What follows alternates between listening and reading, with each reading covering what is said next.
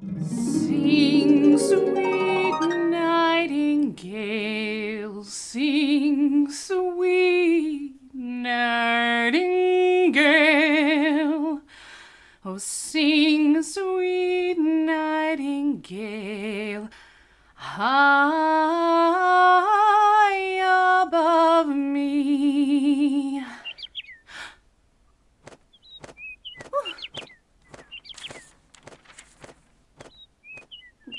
What's this?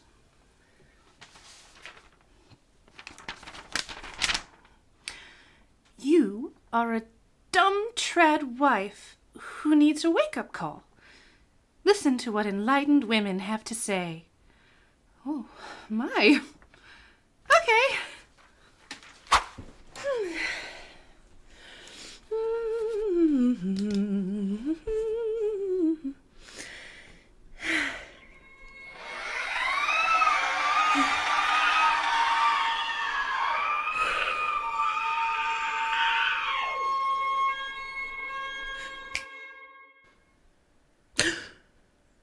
This was a mistake! Today I'm reacting to feminist hits. No, I'm not going to stay in character, just the outfit. Word of warning, though. The following songs involve sensitive topics, and some even use explicit language, so Grandma, if you're watching, you might want to skip the second and third song, or just don't watch.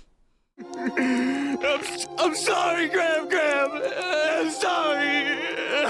First up, I heard a portion of this through Instagram Reels or YouTube Shorts or something. It's quite a catchy tune, so take it away, Paris Paloma.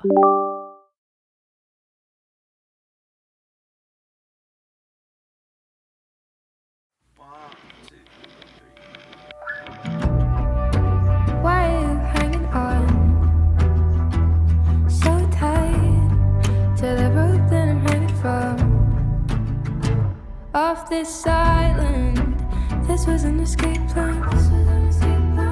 Carefully timed it, so let me go and dive into the waves below. Who tends the orchards? Who fixes up the gate? I will say, I normally don't like it when the voice is so muddled. Like, women will be doing it to be expressive often, and I've noticed even men doing it. They'll do it to be very artistic and expressive. Usually I find it to be muddled and I don't always understand what they're saying, but she has a very lovely voice and is doing a good job with it. Emotional torture from the head of your high table. Who fetches the water from the Rocky Mountain spring and walk back down again to feel your words and their sharp sting? And I'm getting fucking tired. The capillaries in my eyes are bursting. If all love died, would that be the worst thing? For somebody I thought was my savior, sure make me do a whole lot of labor. The kind of skin on my hands is cracking. If our love ends, would that be a bad thing? And the silence haunts our bed chamber. You make me do too much labor. Okay, so first of all, I love this setting. Like the costume design, the set design, it's all great for this video. There was a section in what she said. Let me look up the lyrics. So she says here, in the chorus, for somebody I thought was my savior, you sure make me do a whole lot of labor. And she goes on to talk about how her body is breaking from all the work she has to do. Well, I take issue with making anybody your savior. Humans are not meant to be our saviors. Certainly not your husband or your wife. So I'm not saying that his behavior, allowing her to do all of this labor, is acceptable. It certainly isn't. Editor's note here. I wanted to add that if it is true that the husband in these lyrics indeed does nothing as she claims, then I condemn him and condone her leaving. However, I've never met a man who actually provides nothing of value to the household. If he provides the funding and works to maintain that house, that is something. If he fixes any repairs that need done or maintains the machinery, that is something. But if he literally sits does no providing, no repairs, no help within the home, and expects her to do absolutely everything, he is no husband, he is an infant. But if you actually make someone your savior and you're going to do everything for them, you're going to be completely devoted to them and do all of this labor, that's on you. You shouldn't be doing that. No one is worthy of that kind of devotion, except, in my opinion, Jesus. I love my husband. I will do a bunch of stuff for him, but he's not my savior, and I'm not going to do absolutely everything for him. So, sorry.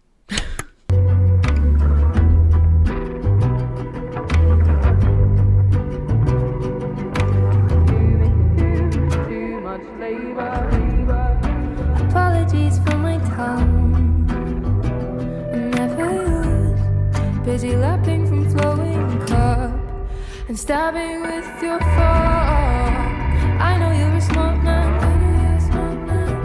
And weaponize the false incompetence. It's dominance under a guy. If we had a daughter, I'd watch and could not save her. The emotional torture from the head of your high table. She'd do what you taught her. She'd meet the same cruel fate. So now I've gotta run so I can undo this mistake. At least I've gotta try. Vocabularies in my eyes are bursting. If our love died, would that be the worst thing? For somebody I thought was my savior, sure make it do a whole lot of labor. The callous skin on my hands is cracking. If our love ends, would that be a bad thing? And the silence once I bet chamber, you make me do too much labor. All day, every day, therapist, mother maid, nymph, then a virgin, nurse, then a servant, just an appendage, live to attend him so that he never lifts a finger. 24/7 baby machine, so he can live out his picket fence dreams. It's not an act of love if you make her, you make me do too much labor. Okay, sorry to stop it there. It's doing an awesome build-up. It's very motivational, makes you want to get up. I get it.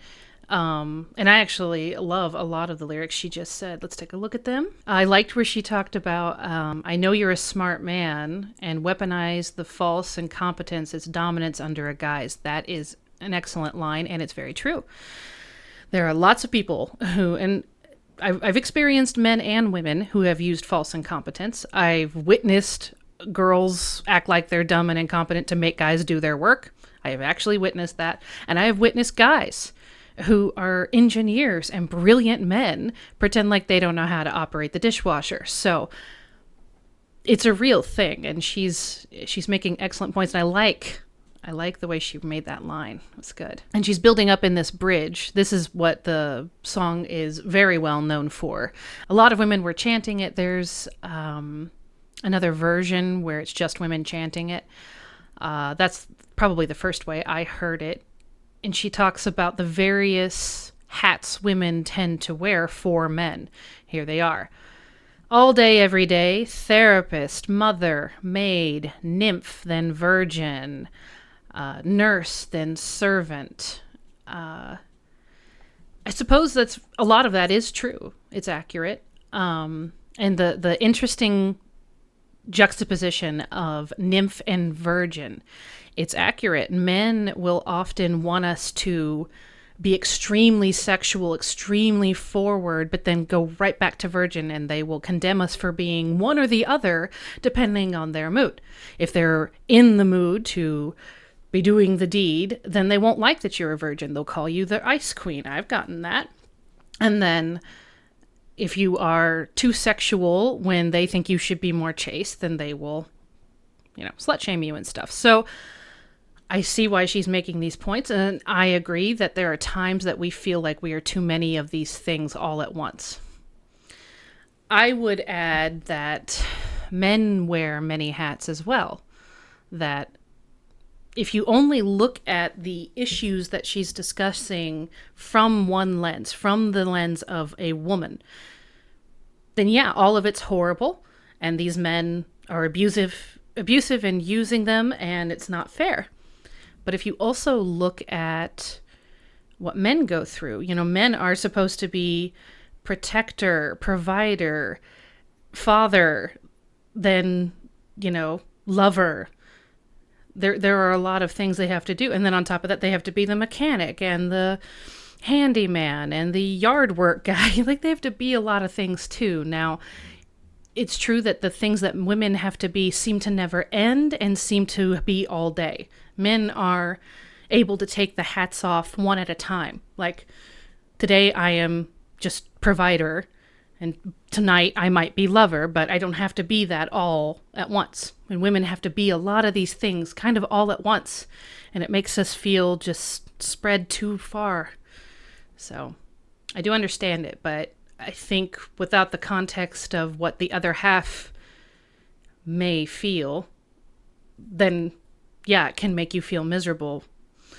However, this song could very well be, I haven't looked at the story behind the song. It very well could be about a specific man. And if it's about a specific man, that's fine. I've known women who were married to men who fit this description very well. He doesn't lift a finger, 24/7 baby machine, so he can live out his picket fence dreams. I find that really interesting because, well, two things. One, it's kind of been flipped on its head. We used to have to beg men to want to be married, to want to settle down, to have the picket fence dreams. Those were our dreams. So either she is saying she's experienced a lot of men where that was their dream and not hers, or she's accusing the system of forcing that dream onto her. Fine. But it's not been what I thought was accurate about the world. I've known girls from very young age who just couldn't wait to be married, couldn't wait to be mothers. I couldn't wait to be married. I just recently thought about being a mother. So I don't know. I don't know what to make of that. It seems a little bit like a false... It seems a little like it's not accurate to the real world, but I could be wrong. And then the 24/7 baby machine, that's our bodies. If you look at our cycle, that is all our body works to do. It's frustrating, and sometimes you really wish that you didn't have to deal with it, but blaming men for some of these things that appear very natural to women, either emotionally or biologically, I think is unhealthy. You can admit that life is unfair, but you got to get over it. Let's finish this. All day, every day, therapist, mother, maid, nymph, then a virgin, nurse, then a servant, just an appendage, live to attend him so that he never lifts a finger. 24/7 baby machine, so he can live out his picket fence dreams. It's not an act of love if you make her, you make me do too much labor. Double days in your eyes, a bursting, if I love her, then it's just just an appendage, live to a same day, sure that he never a whole lot of labor. 24/7 baby machine, so he can live out and his picket fence dreams. It's not an act of love if you make her, you make me do too much labor. Yeah, so I don't think it would be the worst thing. I think you should leave him. That marriage sounds horrible and not a marriage at all, but I liked there at the end where, she was devouring her food, because it's a common trope that women don't get to finish their food. Like, they will serve their families, finally sit down, and by the time they're sitting down to take a bite, their families want seconds or something like that, and they don't get to eat. Or their food has gone cold because they were taking care of people. That's a very common thing. But I did like that she was devouring right in front of him. It was to symbolize that she's finally going to look after herself a bit, that she's finally going to be a little selfish and take care of herself. And I was a little confused by his face. Like there at one point, he looked like he was either turned on or amused by it. And then he looked angry. So maybe that's because he was like, oh, you're being passionate. I like it. Oh, wait, no, you're being selfish. I hate it. I don't know. Anyway, I hate this song. It sounds great. I really love the sound of it. And I love the way the Brits say labor and all that is great. She's a good lyricist. But I would argue a lot of the labor that women talk about feeling the oppression of, a good percentage of it they do to themselves. They put on themselves. If you're talking about what men want, if you're doing this based on what men want, men are very simple and want very few things. They would be fine if the house wasn't very clean, if there were no decorative pillows, if you didn't go to all the PTA meetings, if, half your meals weren't cooked fresh, whatever. They wouldn't care. They want you to be happy and to not yell at them, and they want you to be sexually available. That's true. And yeah, they like it when you feed them. But that's about it. So all the other things that you put on yourself, those are you. That's not him. And it's hard for us to imagine because we'll think, well, no, I do this because I'm thinking of him. But that's the problem. You are thinking of what he wants rather than just doing or asking him for what he wants. We can't imagine someone who doesn't want the house completely clean or a home more decorated, but men really don't care. I've asked my husband various times when I was, not doing well or something, like, oh, the house is so bad, you should leave me, I would joke. And he'd say, oh, is it? I didn't even notice. They don't care. So, yeah, if a guy actually puts you to labor and does absolutely nothing and expects you to be perfect and do all these things and serve him, yeah, I would probably say to leave on that one too.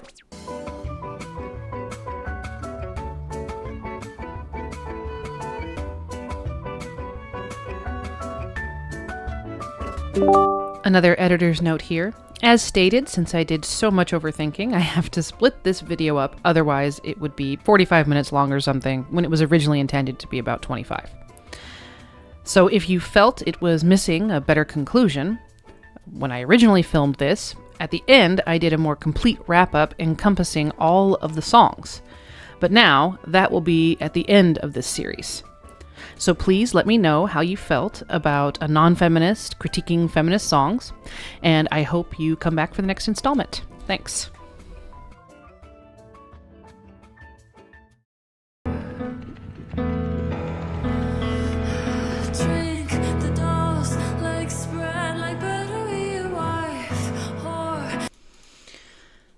Wow. Wow. All people are gone. They don't know what happened. They looked under our skirts one morning, but all they saw were maggots. I am not sure what to do with that line. If you know in the comments, let me know below.